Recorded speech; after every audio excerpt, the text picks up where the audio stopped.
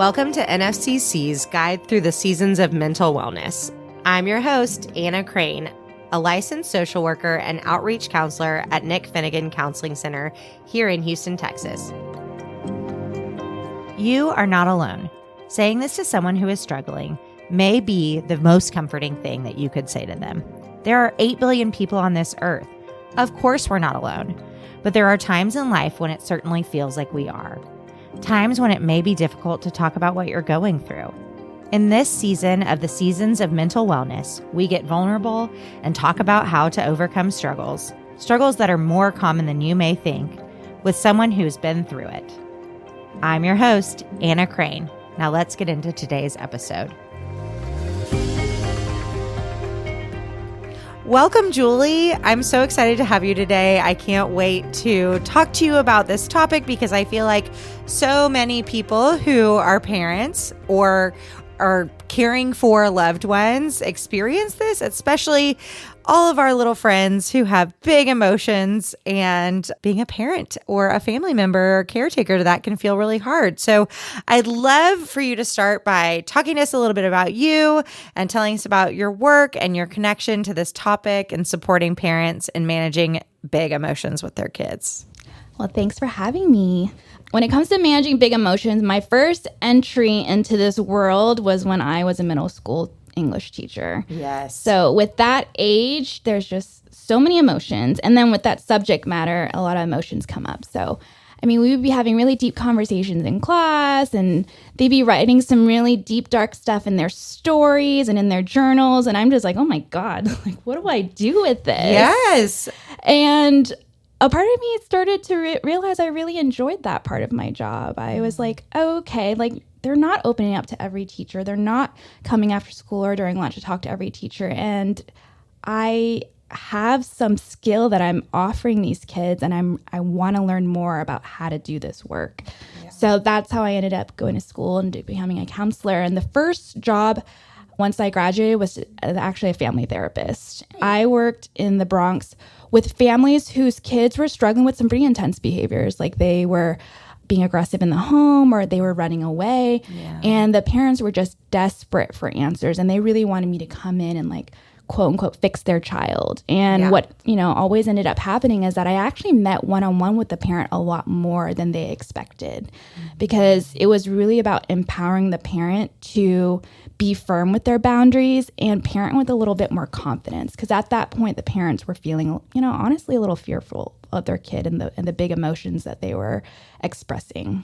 Yeah. I mean, I can also imagine that people would be fearful of their own responses to it, right? Like being fearful of I don't want to respond in a way that's going to negatively impact my kid forever, Yes. And that's something I also learned as I transition in this world of counseling and then transition in the world of becoming a parent. Yes. Because I was like, whoa, all these things I was telling teachers to do, telling other parents to do, I'm like, okay, this is a lot harder when it's you that's the parent and you have to deal with these behaviors all the time, and it's just you, or maybe it's you and your partner, and you are thinking about like, oh my gosh, am I permanently messing up my child with the way that I'm handling this or the way that I'm not handling this? So it's so easy to start overthinking, and it puts a lot of pressure on yourself. Well, and I think too, like there's so much noise around it all. Like becoming a parent myself, I was like, oh wow, there's so much information out there, but like, what do I want to be right for me? What do I feel like is right for me and my husband? What's going to be right for my child? And I think it's like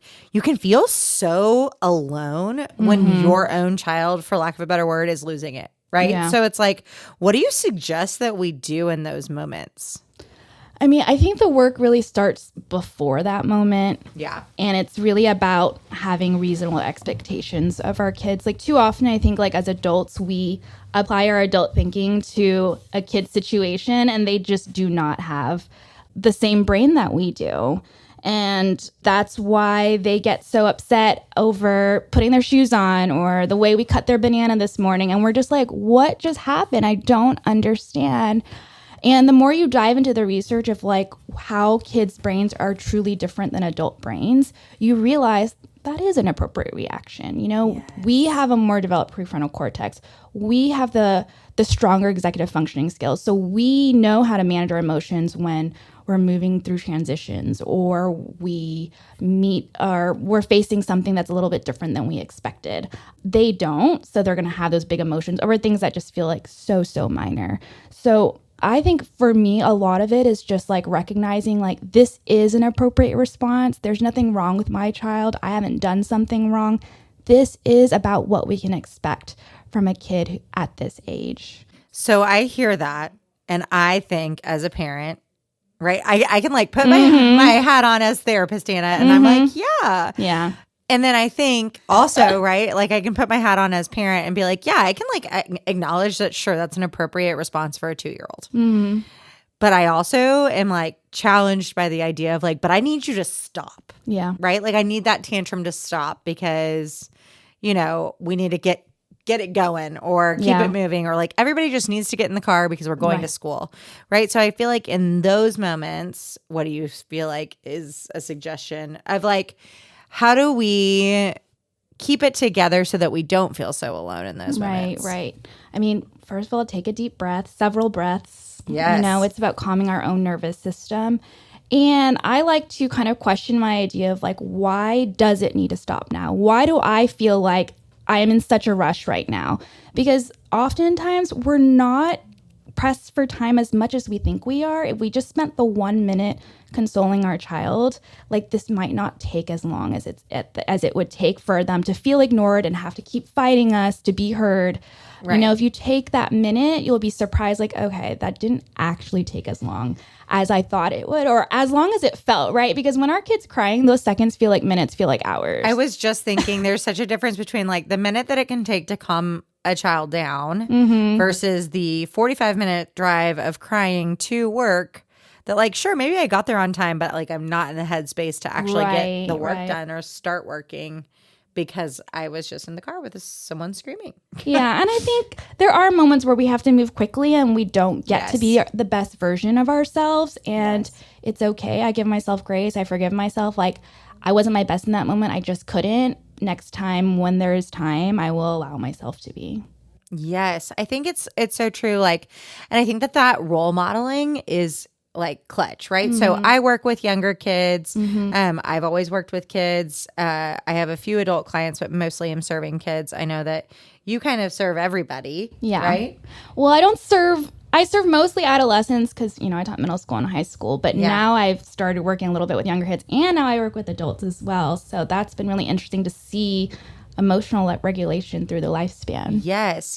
Because I think like that role modeling, right, it does come from the adults for our kiddos. So as parents, we know we have a major role in teaching them how to manage those big emotions and doing that in a healthy way. That's like, you know, it feels really intimidating. And I feel like it feels like, okay, if I'm not role modeling my behaviors well, you know, will my child be okay? Or all of those things, right? So like, how do you think we can go about, you know, teaching our kids to manage their big feelings? Because I think like once it's almost like in the moment they have those big feelings, but I think sometimes we forget that like it's almost how we follow up with it too. Yeah. I mean, definitely as a therapist, it's crossed my mind. I'm like, I have too much information. Like maybe I'm going to mess up my kid with all this, all that I know about emotions and emotional regulation. And I think I would kind of take the pressure off of parents a little bit. I know sometimes you think you have to think of like the perfect thing to say or this big lesson to teach your child. And oftentimes when it comes to emotions, it's so not about what you say and what you do, and just being that calm presence in the moment and just actually listening to your child, whether they can really verbalize what they're experiencing or not, but just being there. And, you know, some parents might say, well, okay, well, you're not really doing much. What are you teaching them in the moment? But I think you're teaching them so much. I mean, you're teaching them that, you know, you're a trusted adult, that you can handle their emotions. You're not going to go anywhere. You're not going to yell at them for just experiencing emotions. And you're teaching them that they can get through these emotions. Here's some things you can do. We can sit here calmly together. We can hug this out together. That physical touch, that physical contact is so important to just calming our bodies. And I think it calms me too. Right. In those moments, I'm like, I hug my son and I'm just like, okay, like we can get through this. It's going to be okay. And I'm telling him that, but I'm also telling myself that in the moment. We can get through this. I love what you just said about taking the pressure off and actually listening to our kids. But that can feel really hard if that's not natural for you and it's not the way that you were parented yourself, right? Like I know that my parents did such a great job of giving us choices and they did such a great job of allowing space for us to have a part of the conversation. Like that's something I really value now as an adult, like having my voice heard, because I felt like I grew up with parents who did that for me. But if we are trying to do this like gentle parenting thing and we are trying to manage the emotions instead of brush them off or, ignore them, how do you think that we do that if we weren't necessarily parented that way? Yeah. This is a question I'm like actively trying to answer for myself every single day. My parents are Vietnamese immigrants. They came to this country truly fleeing a war. So they honestly didn't have the luxury of like getting to feel their feelings. They were in survival mode, and my parents raised us pretty much alone. My grandparents were still in Vietnam. My aunts didn't really join us in this country until a couple years later, so we were a little bit older. So they kind of went through like those early stages of raising three girls all alone. So I definitely have to give them credit for being able to do that. Yeah, but I also, also, a lot of work. Yes, but I also like recognize that like we didn't get to talk about our feelings. There wasn't space for our feelings, and what was important was just showing gratitude. Like you just need to be grateful for what you have, because my parents felt so grateful to be able to be here. And you need to listen to your parents, because that's just what it. we do. That's it. There's really no debate around that. And culturally, that's also what's true. Right. For them. So this world of like trying to like listen to my kids and making space for feelings, it does feel like foreign territory. Of course, I'm helped by my professional experience, but it is completely different when you're a parent. So I just try to remind myself that the way my parents raised me, they did have survival, and now I have the privilege and the luxury to do something different. And I'm not throwing away like all elements of their parenting either. It is a little bit of both. So like I'm going to allow my son to feel his feelings, and I still want him to be grateful. I still want him to be respectful. I still want him to listen to me, but I'm also going to try to listen to him. So it's, again, not throwing away like everything that my parents did like away, but finding out what pieces really worked, what feel true to me, and then what do I want to do a little bit differently. And yeah, this can definitely feel like uncharted territory if you didn't grow up in a space. Like it sounds great that your parents really valued your voice. And I wouldn't say that my parents didn't value mine. It just wasn't culturally what was valued or something familiar to them. No, and I first of all, I so appreciate you telling us a little bit about your story and your background, because I do think that is hugely important, that like you have had the experience of kind of working through your own life and the way that you were treated and learned behaviors, right? Like I think that's like important here to mention that these are learned behaviors. You aren't doing it wrong. Like, I think that people always feel like, oh, I'm not managing their mega emotions well, so therefore I'm going to listen to this podcast and maybe it'll help, right? You know what I mean? But like, it's like, but you are behaving the way you do or are because you learned that behavior from somewhere, and it's okay for you to try and unlearn some of those habits. It's also okay for you to be like, this is what I want for my family, and like kind of make a plan for that. Like I always tell people when they don't want to parent the way that they were parented, that like make a family values list, right? Like what do you care about? What do you want your child to know? How can you teach them those things instead of maybe some of the things that you know that you don't want to do? I feel like when people struggle with the way that they were raised, often they can very easily say, I don't want to do X, Y, Z, but they don't necessarily start with, this is how I want to do it. Yeah, they don't know like what the alternative is. And I think for parents like me who are trying to do something differently, like we may kind of swing the opposite direction too far, and we might land in like some more permissive parenting. So I'm really mindful of that. I also think something that kind of can be triggering for me because of the way I was raised is when my child doesn't quote unquote listen to me, right? Like when you make the goal compliance, it can definitely feel like you're failing. Yeah. And that's so heavy. Yes.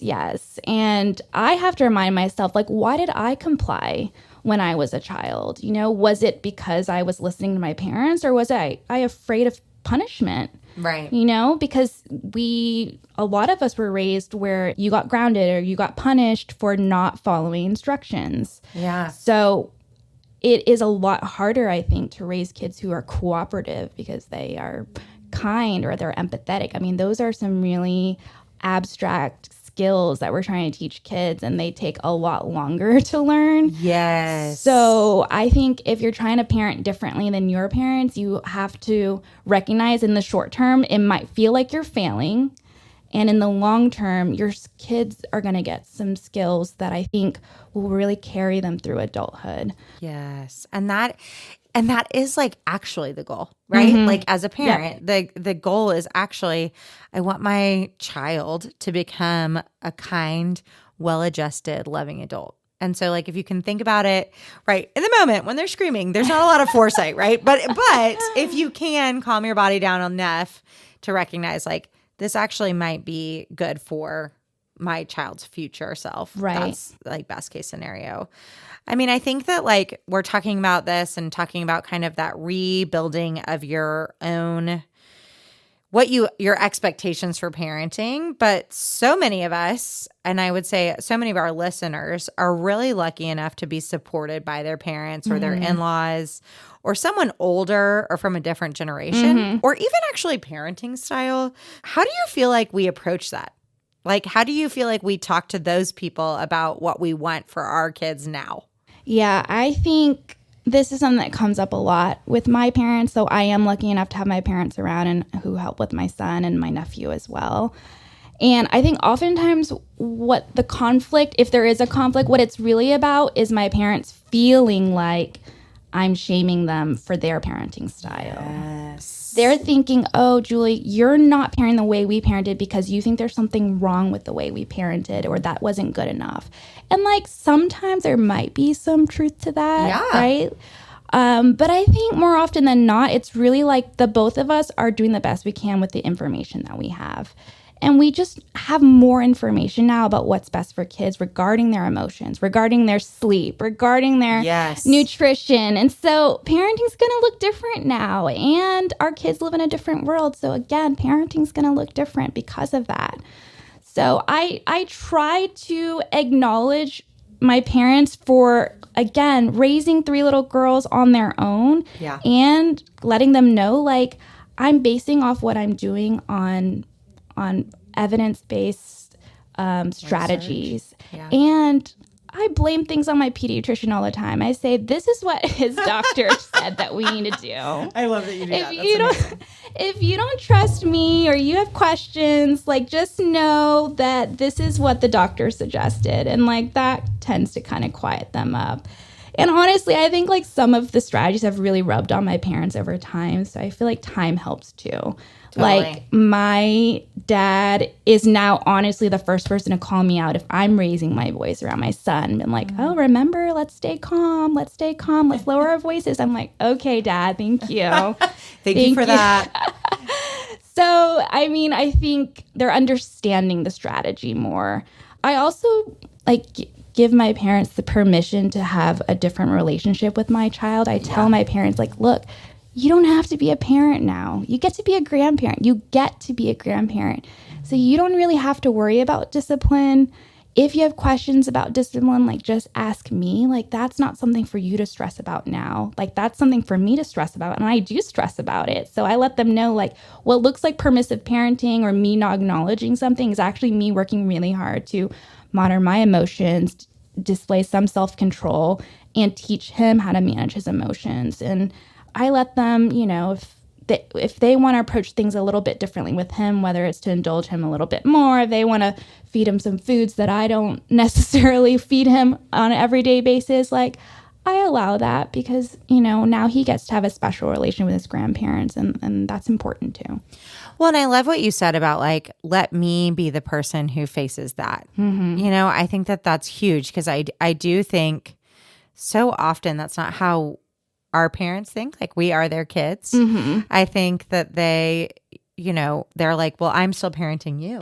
Right. And I'm sure we'll feel like that when our kids are adults as well. Yes. But I do think that like what you just said is huge. And I think it's, you know, this kind of, it's easier almost to me to say that to my parents than it is even my in-laws. It's, and definitely than my other friends. Yeah. Like, I think that it's such a hot button thing to talk about, like, but I parent differently than that friend parent. So like, I'm not going to go on a weekend trip with them, or I'm not going to, you know, I feel like I hear friends talk about that with other people so often. Like, what should we do if our kid has big feelings and they are triggered by another kid or in front of our friends or in a situation in which we have to parent alongside other people? So for example, like if I go to, by the way, my child is still very small, but if if she's 4 and I go to lunch with another friend and her 4-year-old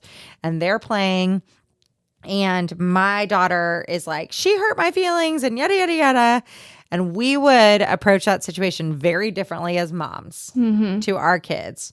How do you suggest that we handle that? Or what do you suggest that we do in a situation where we feel like we are making different parenting choices than the people that we're around? Yeah, I make it a point to not really comment on other people's parenting styles. Again, I really believe that all of us are doing the best we can with the information we have.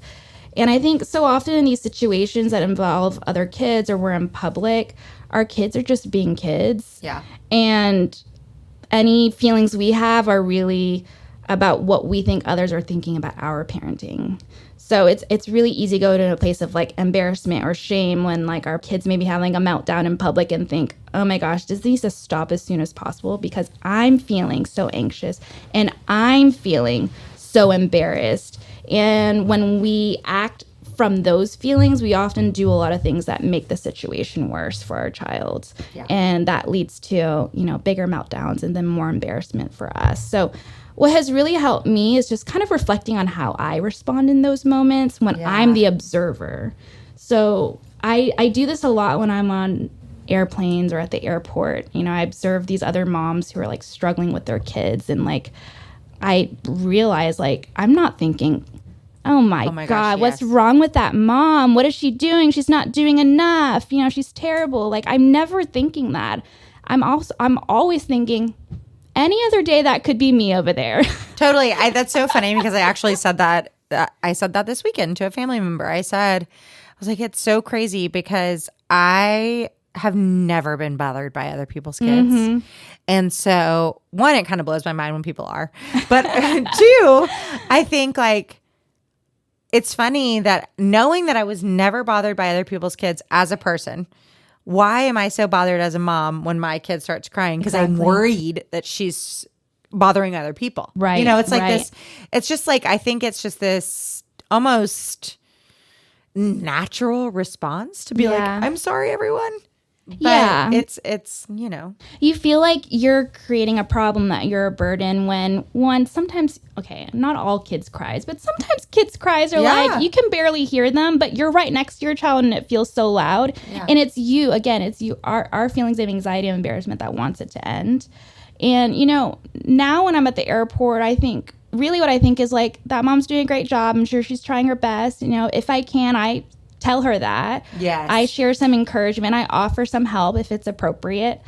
And there are times where I do feel a little bit of judgment. And I kind of reflect on that as well because... Yeah, like, why do I feel that like, judgment? Why did I just suddenly feel like, oh, she's doing that wrong? Because if I'm having that thoughts about a stranger, I'm probably having those thoughts about myself in those moments. And when you're having those judgmental thoughts about yourself, that's what makes those situations harder.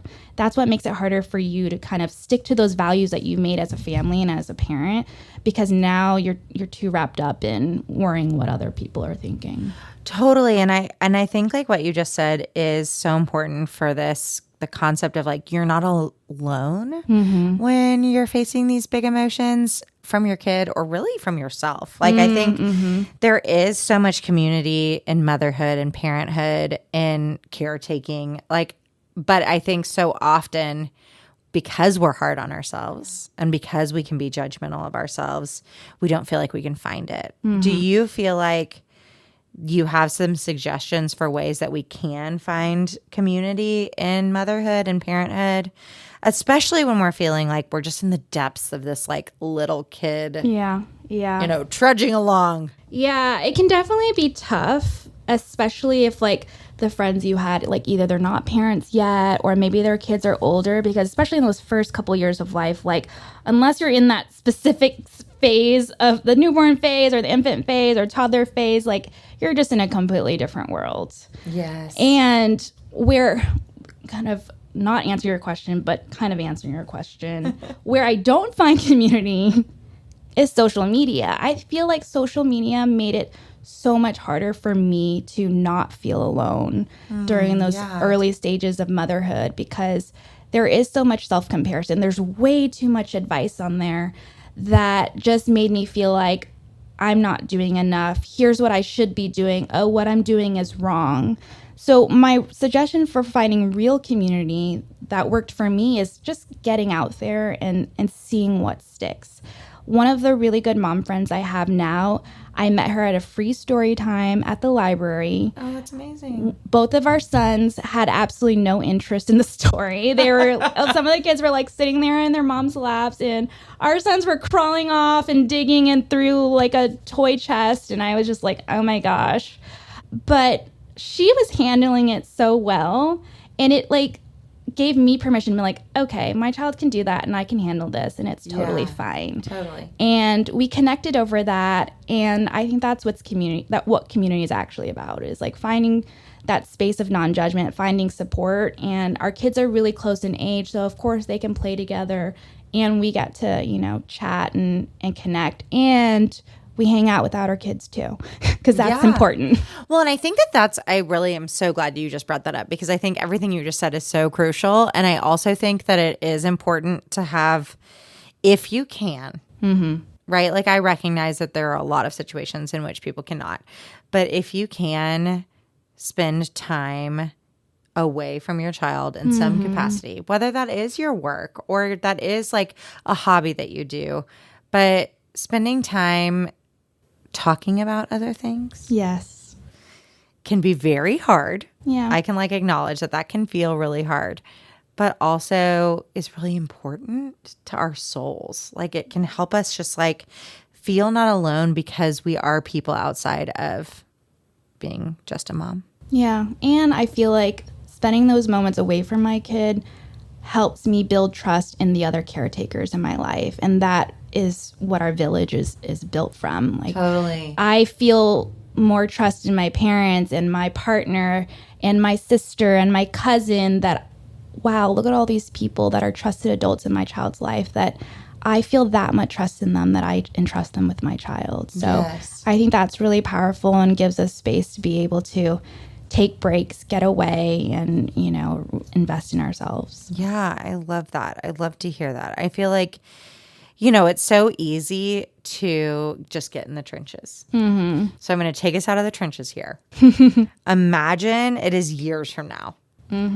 And your little one is now experiencing a major life challenge while away at college. And I want you to do it too, listener. I want you to imagine that. How do you hope that they will respond if we've set them up for success with managing and regulating their emotions? So my first thought, and now I'm thinking, is this the right answer? My first thought is I want my son to call me. Yeah. I want him in a moment of stress to be thinking, my mom's going to know what to do about this. I have to call my mom. How did they get there? How did he get there? By me being present and knowing that I can handle their emotions. Because truthfully, there were moments in my own upbringing where I felt like my parents couldn't be the first person I go to. Eventually I would get there, but I got to talk it out with my friends or a teacher and I don't think there's anything wrong with that per se, but with the way I'm parenting, I want my kid to come to me first. And if not me for whatever reason, then my husband or my sister or their grandparent, just some other trusted adult that they know there's so many people I can go to that can help me and they can all handle my emotions. Yeah, I think I love that because as you were talking and you said like, I don't know if this is the right answer. I like love what you just said because I think my first response is like, I want to be for me. I see that question and I think like, I do want to be a parent who like very strictly holds the line. I'm like I imagine myself as a strict parent and also because I was a strict, I worked in a school, I was strict there because in my mind, being strict and like holding lines and holding high expectations can also lead to like a lot of high support, like a lot of support and a lot of like, I'm going to feel known by you because I know that you believe that I can, while also feeling like, but I can call you if I really need you. Yeah. Like, it's never too scary because I agree with you. Like, I think something my parents did so well was to an extent, like, I didn't want to disappoint them. But I always knew that if I really needed them, then I would like let them know that something was happening. And so I think we should meet in the middle somewhere on that. But like, it's like that. No, I completely agree with you. And I don't want any listener to think that I'm so gentle that I'm permissive because I think I'm actually really strict too. Yeah. I mean, I think that's a misconception about therapists or teachers that we are just like, loving on our kid and that's all there is to it. It's like, no, we're pretty strict. Yeah. And hold firm boundaries. And so that's what I would want to take from my parents' parenting style, which is having really clear expectations and wanting to have high standards for my child, but at the same time, letting them know, like, if you fail, if you make a mistake, I'm also here for you. And we're going to learn from them, and I'm going to be there next to you. Yes. Like, I heard a parent say, actually, I was with a child and a parent in session, and the parent said to the kid, like, I don't want it to be, no, don't call my mom. I don't want her to know about this. I want my child to say, please call my mom. I need her. Yeah. And I think making me emotional. No, but right. Like, I think it was like, when she said that, I thought like, oh my gosh, I feel the exact same way. Yeah. Like and y'all, holy cow, what a hard line, like what a hard line to hold, what a hard line to walk. Right. And I think the biggest piece of this that I think is important as a takeaway is like, this is not easy. No.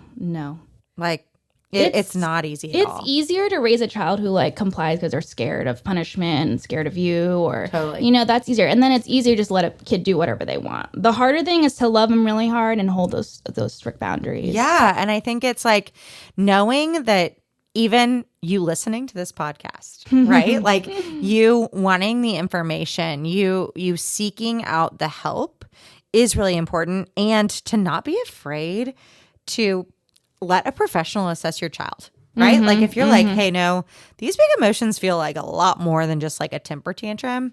I always tell parents like, hey, you don't have to, like, you and Google don't have to figure this out alone, right? Like we have clinicians here who are specialized with kids, and we have resources for that. So like really talking that through too. Yeah. And for the parent as well, especially if you're parenting in a way that's different than the way you're raised. Sometimes this is like you need to do some inner child work and heal your inner child and speak to your inner child the way that you're trying to speak to your child. That can be really healing, and that can really support the development of your parenting style. Oh my gosh, yes. I'm so glad you just said that. It's so true. It is so true. It really is. Okay. I just like so value your opinion, and I'm so glad that you were here to share your thoughts on this. And before I let you go, I have to do our rapid fire 5. So my first question is, if you have to say, what is community to you? It's everything. It's power. Oh, I love that. Community is power, y'all. Okay, number 2. If you could read one book or listen to one podcast on repeat, what would it be? So mine is both. Oh, I love that. Tiny Beautiful Things, Cheryl Strayed.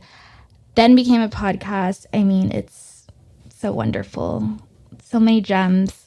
I did not know that is a podcast. That's one of my very favorite books. I love this. I always get good recommendations. Okay, the best version of self-care for you personally is? Gratitude. Writing thank you notes. I do that all the time. I love it. And that was instilled in you. Yeah, it was. It worked, Mom and Dad. I love that. And that's like something that the receiver of the gratitude always feels so good too, you know? Okay, what's one thing that you are proud of? I am proud that I have found a way to do this work that I love to do and still get to raise my son the way that I want to. Yes. Oh my goodness. I can totally relate to that. Okay, number 5. What is one thing that you are deeply grateful for? My parents. I mean, once you become a parent, you're like, oh my gosh, you just realize the sacrifices your parent made for you. And even though we're talking about parenting differently than the way your parent raised you, I'm still so grateful for them because they worked really, really hard. And now I get to carry on their legacy and try to do even a little better. Oh, that's so beautiful. I love it. Well, Julie, thank you so much for being here today. If you are interested in learning more about Julie or talking to Julie, she is a clinician at Nick Finnegan Counseling Center. So you can call up and get more information about her client list, whether or not she has space, and learn a little bit more about her. All right. Thank you so Anna. much for being here. Thanks for listening. If you enjoyed this episode and would like to help us reach more listeners, please share it with someone you know, post about it on social media, and leave a rating or a review. To see what's coming next, follow us on Instagram and Facebook at NickFinCounsel or visit our website at finnegancounseling.org. Before I go, I'd also like to thank the people who made this project possible.